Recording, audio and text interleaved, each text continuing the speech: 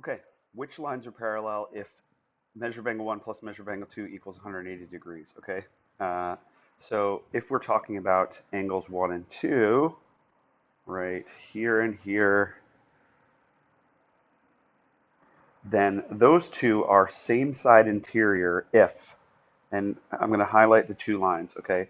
They're the same side of, first I'll do the transversal, of this transversal line, okay? They're the same side of that transversal line, and that line is cutting through which two parallel lines? Oops. Uh, it's cutting through this line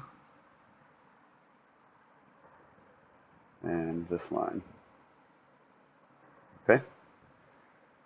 So again, we've got 1 and 2 being on the interior of those two parallel lines and on the same side of that transversal, this transversal. So we say which lines are parallel. J is parallel to K by the converse of same side interior angles postulate.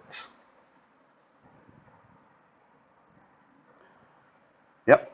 Hopefully you can make sense of all of that.